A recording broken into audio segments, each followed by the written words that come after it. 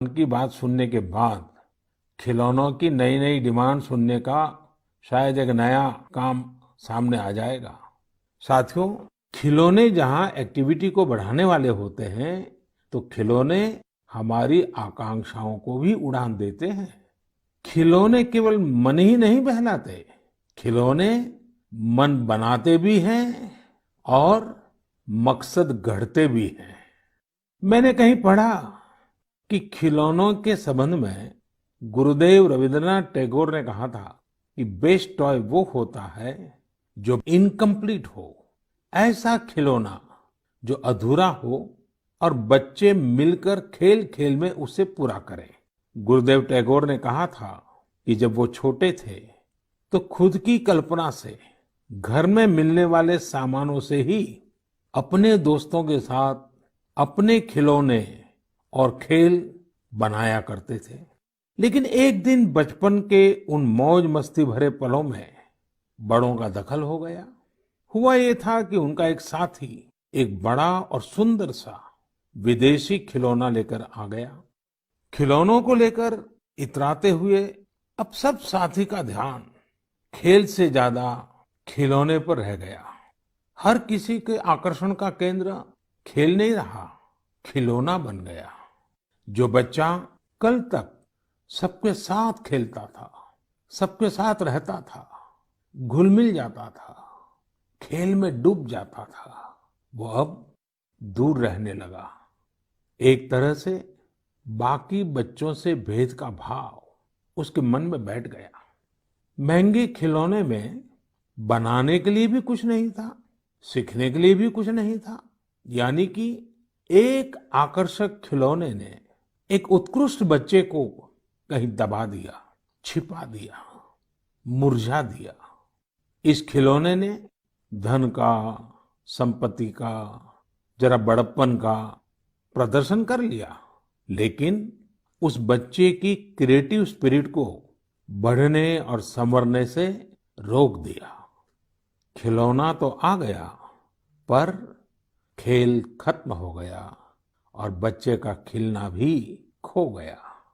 इसलिए गुरुदेव कहते थे कि खिलौने ऐसे होने चाहिए जो बच्चे के बचपन को बाहर लाएं, उसकी क्रिएटिविटी को सामने लाएं। बच्चों के जीवन के अलग अलग पहलू पर खिलौनों का जो प्रभाव है, इस पर राष्ट्रीय शिक्षा नीति में भी बहुत ध्यान दिया गया है।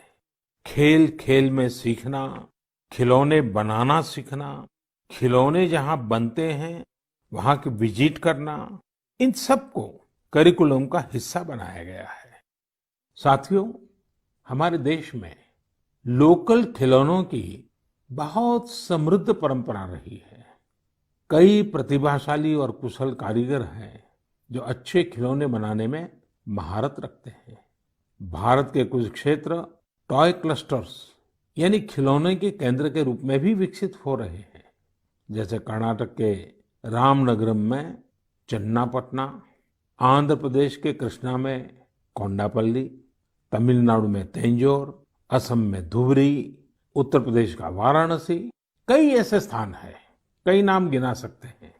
आपको ये जानकर आश्चर्य होगा कि global toy industry 7 lakh crore रुपए से भी अधिक की है। 7 लाख करोड़ रुपयों का इतना बड़ा कारोबार, लेकिन भारत का हिस्सा उसमें बहुत कम है। अब आप सोचिए कि जिस राष्ट्र के पास इतनी विरासत हो, परंपरा हो, विविधता हो, युवा आबादी हो, क्या खिलौनों के बाजार में उसकी हिस्सेदारी इतनी कम होनी हमें अच्छा लगेगा क्या? जी नहीं, ये सुनने के बाद आपको भी अच्छा नहीं लगेगा। देखिए साथियों, टॉय इंडस्ट्री बहुत व्यापक है। गृह उद्योग हो, छोटे और लघु उद्योग हो, एमएसएमईज हो, इसके साथ साथ बड़े उद्योग और निजी उद्यमी भी इसके दायरे में आते हैं। इसे आगे बढ़ाने के लिए देश को मिलकर मेहनत करनी होगी। अब जैसे आंध्र प्रदेश के विशाखापट्टनम में श्रीमान सीवी राजू है। उनके गांव के अति कोपक्का टॉयज एक समय में बहुत प्रचलित थे। इनकी खासियत ये थी कि खिलौने लकड़ी से बनते थे और दूसरी बात ये कि इन खिलौनों में आपको कहीं कोई एंगल या कोण नहीं मिलता था। ये खिलौने हर तरफ से राउंड होते थे, इसलिए बच्चों को चोट की भी गुंजाइश नहीं होती थी। सीवी राजू ने एतिकोप्पका टॉयज के लिए अब अपने गांव के कारीगरों के साथ मिलकर एक तरह से नया मूवमेंट शुरू कर दिया है। बेहतरीन क्वालिटी के एतिकोप्पका टॉयज बनाकर सीवी राजू ने स्थानीय खिलौनों की खोई हुई गरिमा को वापस ला दिया है। खिलौनों के साथ हम दो चीजें कर सकते हैं। अपने गौरवशाली अतीत को अपने जीवन में फिर से उतार सकते हैं और अपने स्वर्णिम भविष्य को भी संवार सकते हैं। मैं अपने स्टार्टअप मित्रों को, हमारे नए उद्यमियों से कहता हूँ, टीम अप फॉर टॉयज। आइए मिलकर खिलौने बनाएं। अब सभी के लिए लोकल खिलौनों के लिए वोकल होने का समय है। आइए हम अपने युवाओं के लिए कुछ नए प्रकार के अच्छी क्वालिटी वाले खिलौने बनाते हैं। खिलौना वो हो जिसकी मौजूदगी में बचपन खिले भी, खिलखिलाए भी। हम ऐसे खिलौने बनाएं जो पर्यावरण के भी अनुकूल हो। साथियों, इसी तरह अब कंप्यूटर और स्मार्टफोन के इस जमाने में कंप्यूटर गेम्स का भी बहुत ट्रेंड है। ये गेम्स बच्चे भी खेलते हैं, बड़े भी खेलते हैं, लेकिन इनमें भी जितने गेम्स होते हैं उनकी थीम्स भी अधिकतर बाहर की ही होती है। हमारे देश में इतने आइडियाज हैं, इतने कंसेप्ट्स हैं, बहुत समृद्ध हमारा इतिहास रहा है। क्या हम उन पर गेम्स बना सकते हैं? मैं देश के युवा टैलेंट से कहता हूं, आप भारत में भी गेम्स बनाइए और भारत के भी गेम्स बनाइए। कहा भी जाता है, लेट द गेम्स बिगिन। तो चलो खेल शुरू करते हैं। साथियों, आत्मनिर्भर भारत अभियान में वर्चुअल गेम्स हो, टॉयज का सेक्टर हो, सबने बहुत महत्वपूर्ण भूमिका निभानी है और ये अवसर भी है। जब आज से 100 वर्ष पहले असहयोग आंदोलन शुरू हुआ तो गांधी जी ने लिखा था कि असहयोग आंदोलन देशवासियों में आत्मसम्मान और अपनी शक्ति का बोध कराने का एक प्रयास है। आज जब हम देश को आत्मनिर्भर बनाने का प्रयास कर रहे हैं तो हमें पूरे आत्मविश्वास के साथ आगे बढ़ना है। हर क्षेत्र में देश को आत्मनिर्भर बनाना है। असहयोग आंदोलन के रूप में जो बीज बोया गया था उसे अब आत्मनिर्भर भारत के वटवृक्ष में परिवर्तित करना हम सबका दायित्व है। मेरे प्यारे देशवासियों, भारतीयों के इनोवेशन और सॉल्यूशन देने की क्षमता का लोहा हर कोई मानता है और जब समर्पण भाव हो, संवेदना हो, तो ये शक्ति असीम बन जाती है। इस महीने की शुरुआत में देश के युवाओं के सामने एक ऐप इनोवेशन चैलेंज रखा गया। इस आत्मनिर्भर भारत ऐप इनोवेशन चैलेंज में हमारे युवाओं ने बढ़ चढ़ करके हिस्सा लिया। करीब 7,000 एंट्रीज आई। उसमें भी करीब करीब 2/3 ऐप्स टियर 2 और टियर 3 शहरों के युवाओं ने बनाए हैं। ये आत्मनिर्भर भारत के लिए, देश के भविष्य के लिए बहुत शुभ संकेत है। आत्मनिर्भर ऐप इनोवेशन चैलेंज के रिजल्ट्स देखकर आप जरूर प्रभावित होंगे। काफी जांच परख के बाद अलग अलग कैटेगरी में लगभग 2 दर्जन ऐप्स को अवार्ड भी दिए गए हैं। आप जरूर इन ऐप्स के बारे में जानें और उनसे जुड़े। हो सकता है आप भी ऐसा कुछ बनाने के लिए प्रेरित हो जाए। इनमें एक ऐप है कुटुकी किड्स लर्निंग ऐप। ये छोटे बच्चों के लिए ऐसा इंटरेक्टिव ऐप है जिसमें गानों और कहानियों के जरिए बात बात में ही बच्चे मैथ, साइंस में बहुत कुछ सीख सकते हैं। इसमें एक्टिविटीज भी हैं, खेल भी हैं। इसी तरह एक माइक्रो ब्लॉगिंग प्लेटफॉर्म का भी ऐप है। इसका नाम है कू, KOO। कू। इसमें हम अपनी मातृभाषा में टेक्स्ट, वीडियो और ऑडियो के जरिए अपनी बात रख सकते हैं, इंटरेक्ट कर सकते हैं। इसी तरह चिंगारी ऐप भी युवाओं के बीच काफी पॉपुलर हो रहा है। एक ऐप है आस्क सरकार। इसमें चैटबॉट के जरिए आप इंटरेक्ट कर सकते हैं और किसी भी सरकारी योजना के बारे में सही जानकारी हासिल कर सकते हैं, वो भी टेक्स्ट, ऑडियो और वीडियो तीनों तरीकों से। ये आपकी बड़ी मदद कर सकता है। एक और ऐप है स्टेप सेट गो। ये फिटनेस ऐप है। आप कितना चले, कितनी कैलोरीज बर्न की, ये सारा हिसाब ये ऐप रखता है और आपको फिट रहने के लिए मोटिवेट भी करता है। मैंने कुछ ही उदाहरण दिए हैं, कई और ऐप्स ने भी इस चैलेंज को जीता है।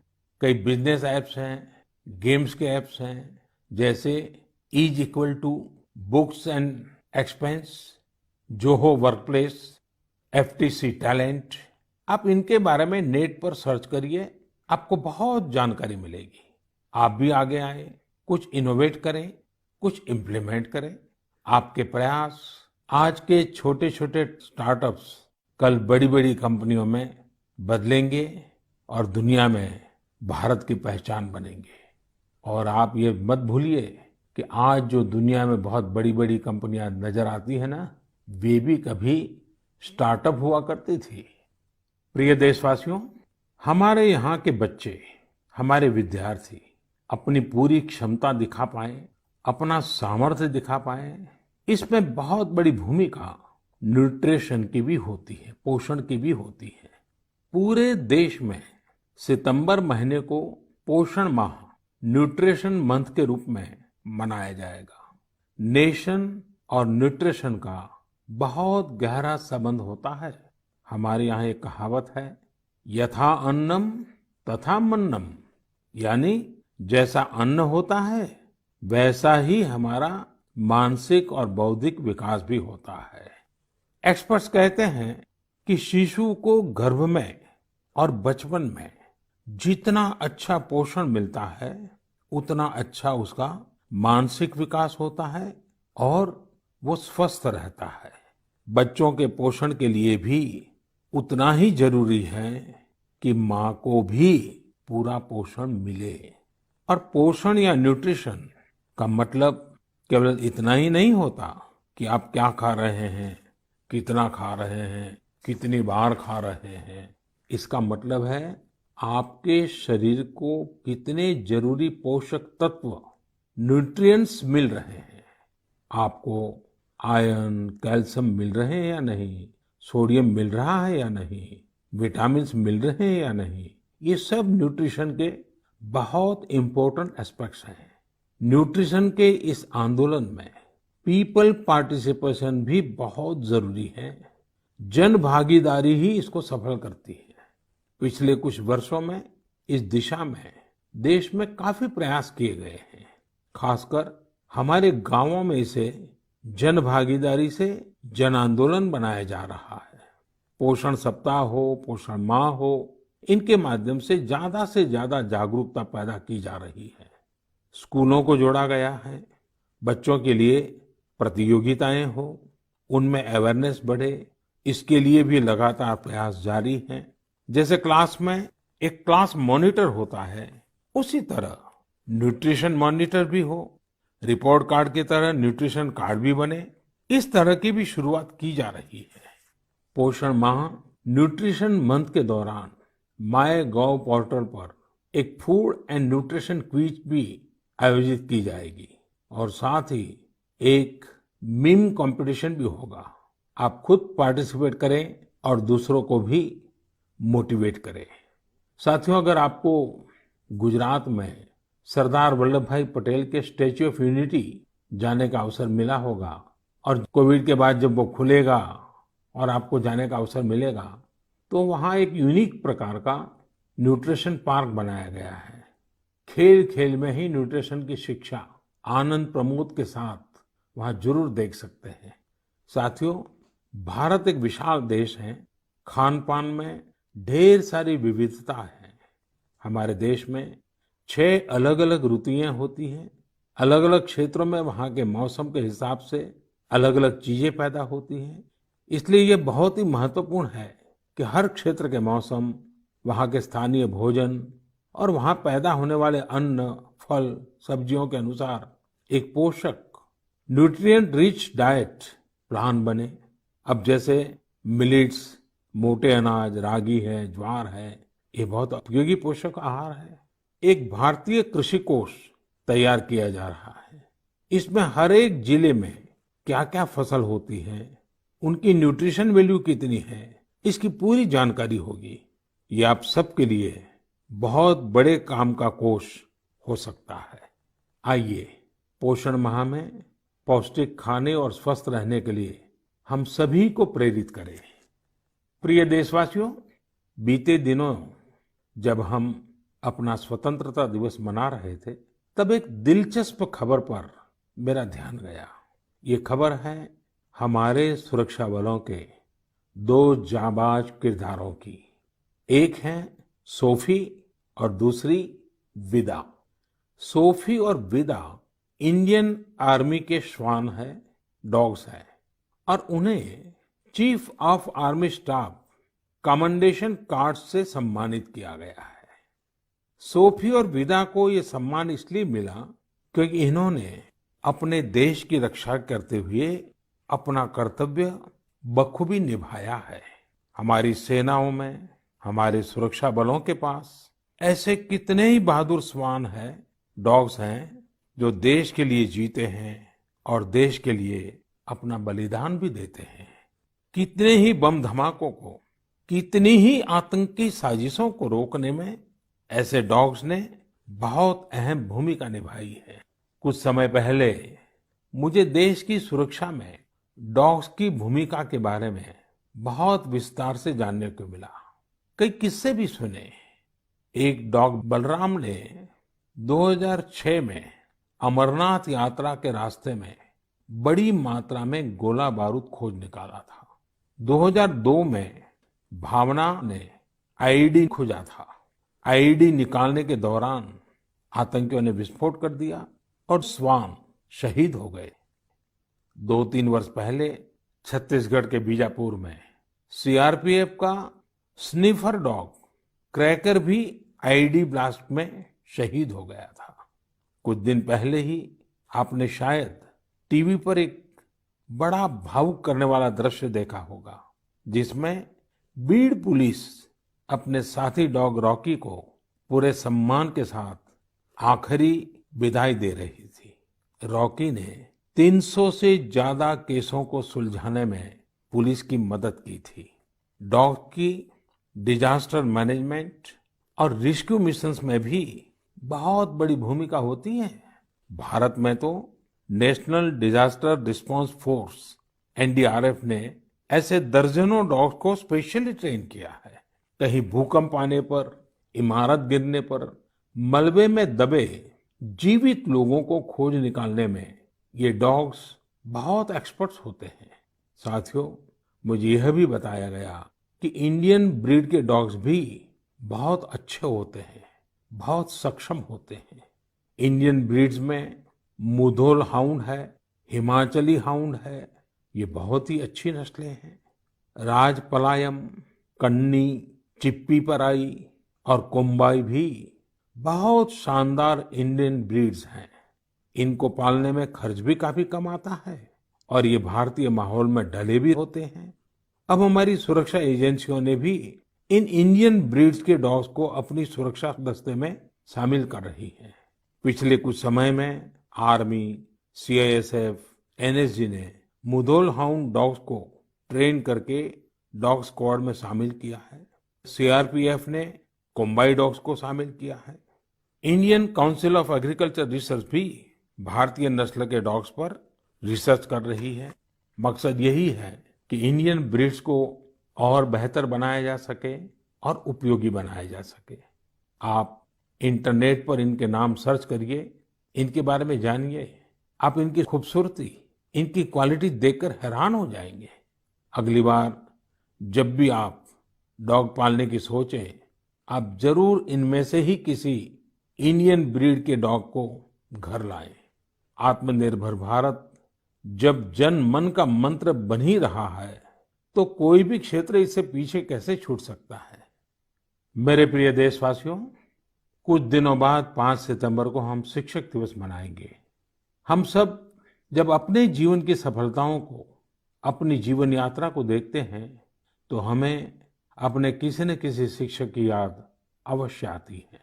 तेजी से बदलते हुए समय और कोरोना के संकट काल में हमारे शिक्षकों के सामने भी समय के साथ बदलाव की एक चुनौती रख दी है।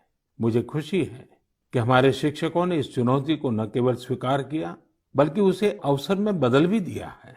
पढ़ाई में तकनीक का ज्यादा से ज्यादा उपयोग कैसे हो, नए तरीकों को कैसे अपनाएं, छात्रों को मदद कैसे करें, ये हमारे शिक्षकों ने सहजता से अपनाया है और अपने स्टूडेंट्स को भी सिखाया है। आज देश में हर जगह कुछ न कुछ इनोवेशन हो रहे हैं। शिक्षक और छात्र मिलकर कुछ नया कर रहे हैं। मुझे भरोसा है, जिस तरह देश में राष्ट्रीय शिक्षा नीति के जरिए एक बड़ा बदलाव होने जा रहा है, हमारे शिक्षक इसका भी लाभ छात्रों तक पहुंचाने में अहम भूमिका निभाएंगे। साथियों, और विशेषकर मेरे शिक्षक साथियों, वर्ष 2022 में हमारा देश स्वतंत्रता के 75 वर्ष का पर्व मनाएगा। स्वतंत्रता के पहले अनेक वर्षों तक हमारे देश में आजादी का जंग, उसका एक लंबा इतिहास रहा है। इस दौरान देश का कोई कोना ऐसा नहीं था जहां आजादी के मतवालों ने अपने प्राण न्योछावर न किए हों, अपना सर्वस्व त्याग न दिया हो। ये बहुत आवश्यक है कि हमारी आज की पीढ़ी, हमारे विद्यार्थी आजादी की जंग, हमारे देश के नायकों से परिचित रहे, उसे उतना ही महसूस करें। अपने जिले से, अपने क्षेत्र में आजादी के आंदोलन के समय क्या हुआ, कैसे हुआ, कौन शहीद हुआ, कौन कितने समय तक देश के लिए जेल में रहा, ये बातें हमारे विद्यार्थी जानेंगे तो उनके व्यक्तित्व में भी इसका प्रभाव दिखेगा। इसके लिए बहुत से काम किए जा सकते हैं, जिसमें हमारे शिक्षकों का बड़ा दायित्व है। जैसे आप जिस जिले में हैं, वहां शताब्दियों तक जो आजादी का जंग चला, उन आजादी के जंग में वहां कोई घटनाएं घटी है क्या, इसे लेकर विद्यार्थियों से रिसर्च करवाई जा सकती है। उसे स्कूल के हस्तलिखित अंक के रूप में तैयार किया जा सकता है। आपके शहर में स्वतंत्रता आंदोलन से जुड़ा कोई स्थान हो तो छात्र छात्राओं को वहां ले जा सकते हैं। किसी स्कूल के विद्यार्थी ठान सकते हैं कि वो आजादी के 75 वर्ष में अपने क्षेत्र के आजादी के 75 नायकों पर कविताएं लिखेंगे, नाट्य कथाएं लिखेंगे। आपके प्रयास देश के हजारों लाखों अनसंग हीरोज को सामने लाएंगे, जो देश के लिए जिए, जो देश के लिए खप गए, जिनके नाम समय के साथ विस्मृत हो गए। ऐसे महान व्यक्तित्वों को अगर हम सामने लाएंगे, आजादी के 75 वर्ष में उन्हें याद करेंगे, तो उनको सच्ची श्रद्धांजलि होगी।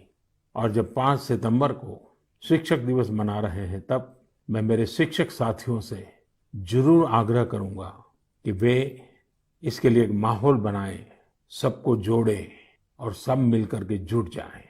मेरे प्रिय देशवासियों, देश आज जिस विकास यात्रा पर चल रहा है, इसकी सफलता सुखद तभी होगी जब हर एक देशवासी इसमें शामिल हो, इस यात्रा का यात्री हो, इस पथ का पथिक हो।